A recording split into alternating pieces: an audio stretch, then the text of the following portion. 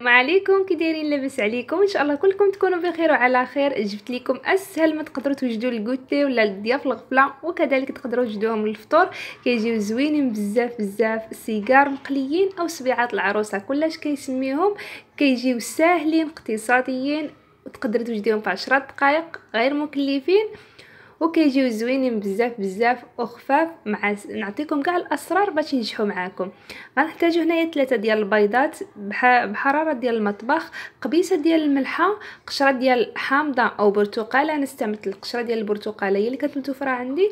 نخلطوا هاد المكونات 3، نخلطوهم مزيان مع بعضياتهم، وغادي نضيفوا ليهم 4 ديال المعالق كبار ديال السكر سنيده. كيبقى السكر على حسب الذوق، انا هنايا درت 4 ديال المعالق كبار.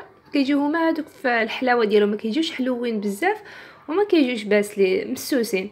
صافي هنايا من بعد ما خلطت المكونات مع بعضياتهم كنضيف 4 كاس ديال الزيت. الا عبرتهم معلقه كبيره بالضبط 4 ديال المعالق ديال الزيت. صافي غنخلطوا المكونات كاملين مع بعضياتهم، وغادي نحتاجو هنايا الدقيق على حسب الخليط. انا هنايا كنت موجده حدايا نص كيلو ديال الدقيق، ولكن ما هزاتوش ليا كامل، تقريبا 300 غرام اللي هزات ليا.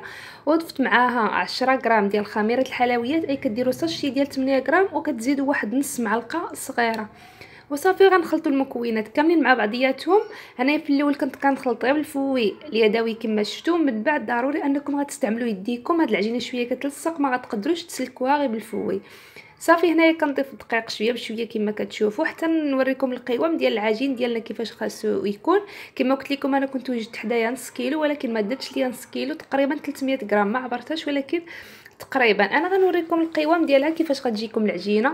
هانتوما على هاد الشكل ما كنخليوهاش رطبه بزاف وما كنقصحوهاش بزاف، بحال الشكل ديال العجينه ديال ريشبون، الحلوه ديال ريشبون بحال هكاك. صافي وهنايا غندهنوا شويه يدينا بالزيت، حيت العجينه ضروري غتكون كتلصق. دهنوا شويه يديكم بالزيت وغنشكلوهم على شكل سيجار بحال هكا. يديروهم شويه كما شفتوا، ما هما رقاق ما هما غلاط، حيت مازال غيتنفخوا فيهم الخماره ديال الحلوه. من بعد ما يبداو يتقلاو راه كيتنفخوا. صافي هنايا من بعد ما شكلتهم على هذا الشكل هكا كاملين كما شفتوا، عندي المقله درتها فوق البوطه، وضروري خاص تكون الزيت سخونه بزاف. خليوها حتى تغلي مزيان، الزيت تكون سخونه، ما ديروهاش حيت غيشربوا لكم الزيت. الا درتو الزيت بقى بارده غادي يشربوا لكم الزيت وما يجيكمش زوينين. هنايا درت غير واحد شويه ديال العجينه باش جربت بها الزيت ديالنا واش سخنات ولا مازال. بنت ليا راها سخونه. صافي دابا غادي نحط السيجار ديالنا، وحاولوا ما ديروش الغلط ديالي انا عمرت المقله بزاف فاش تنفخوا ليا. ما بقاش ليهم لي سباس فين غادي نبقى نقلبهم. لقيت شويه مشكل فاش كنبغي نقلبهم، ما كنقدرش نقلبهم كما كتشوفوا. هنايا حاولوا غير ديروا غير القياس، بقاو ديروا غير شويه بشويه، حيت كيتنفخوا كما قلت لكم فيهم الخماره، كيبقاو يتنفخوا في المقله.